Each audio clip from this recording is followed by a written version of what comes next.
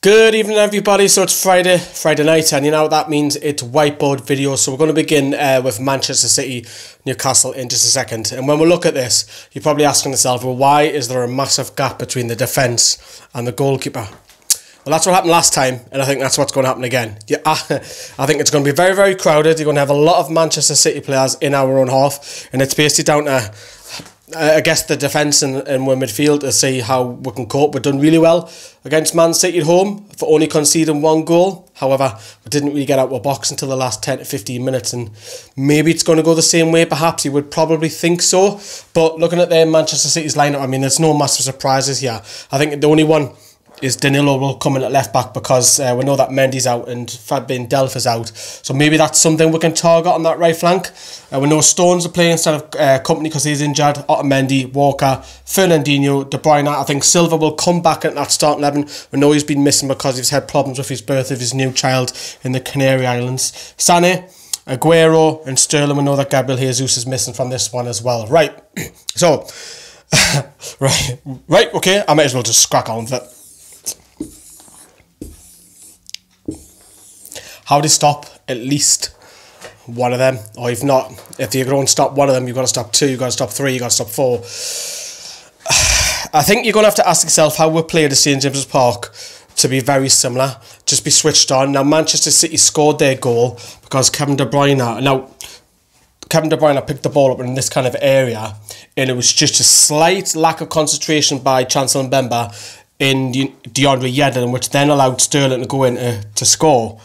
And apart from that, we were spot on defensively. But, you know, they're going to be so high up, Manchester City. I mean, do you man mark him?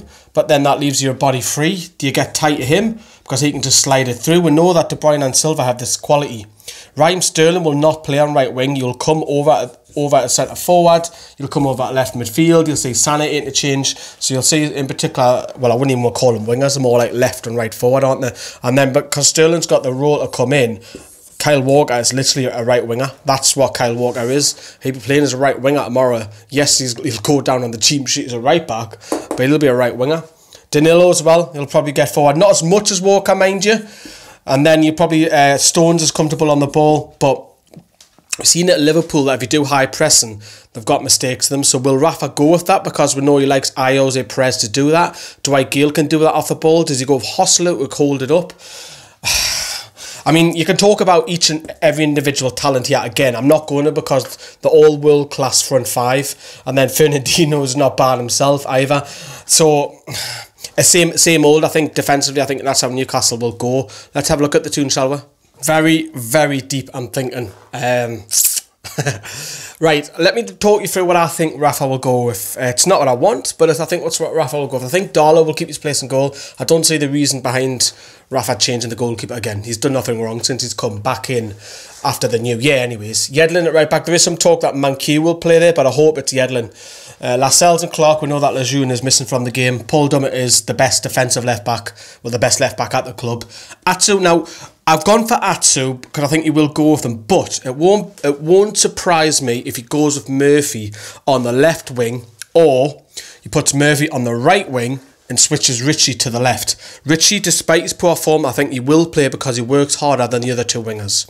All right, Mikel Merino. That's Mikel Merino. Lee, what are you doing? Shelby alongside him. There is talk that you'll go with Mo Diarmi because Mo Diarmi, again, his distribution since the new year, because Newcastle are on a great run of form with 4 unbeaten.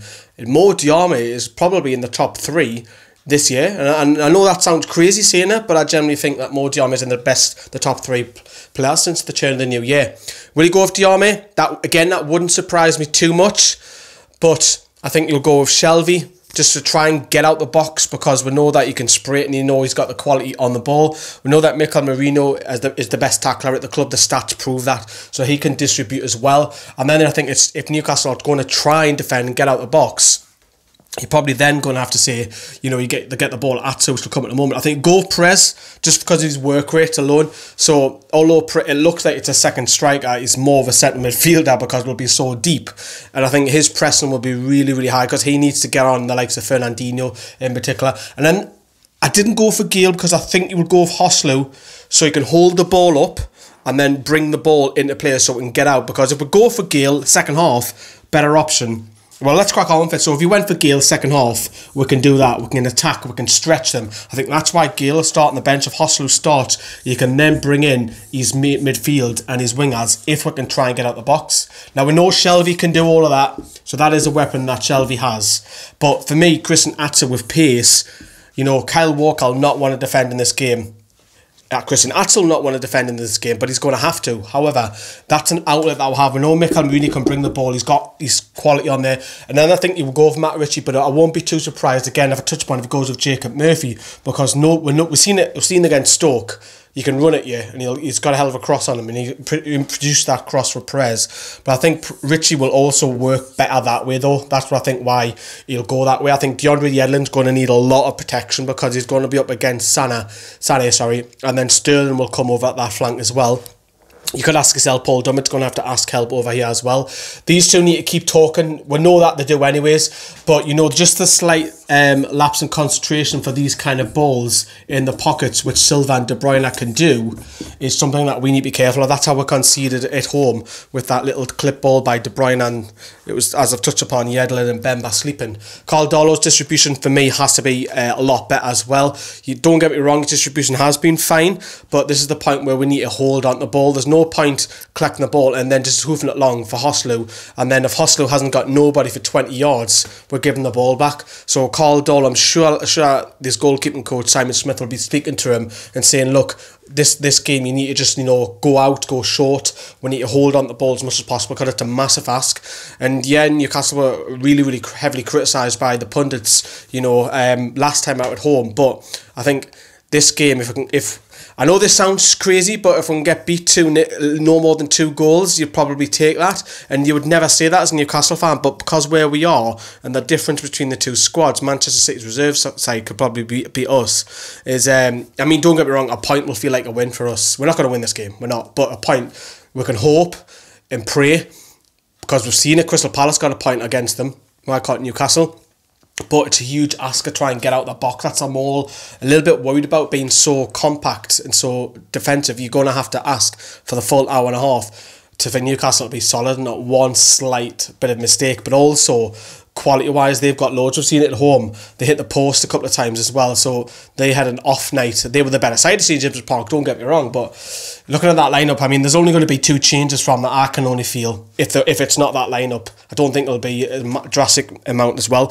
And then hopefully after the Manchester City game, we've got Burnley, which is a big game, you know, at home. That's on deadline day, which is crazy to have a game on deadline day. So we'll probably be hanging around the ground until the deadline day shuts. But that's it. Let us know what you think. If you want to put a bet on the game, remember we have that promotion. Our partners BetSafe offer you a double bonus. So if you stick a tenner on for the first time, they'll double it. 30 quid, they'll double it as well. So if you look at these odds on screen for first goal scorer, you can see these odds are heavily in favour of Manchester City. But if you are favouring Newcastle for a draw or a first goal scorer or a win, put a tenner down or something. You get your tenner doubled anyways. So right, okay, so have a look at that. That's it. If you want more news, of course, check out my Facebook page. And do you know what it is? It's actually nice to actually talk about football for a change rather than the bloody takeover, which we have done all week. See you later. Bye bye.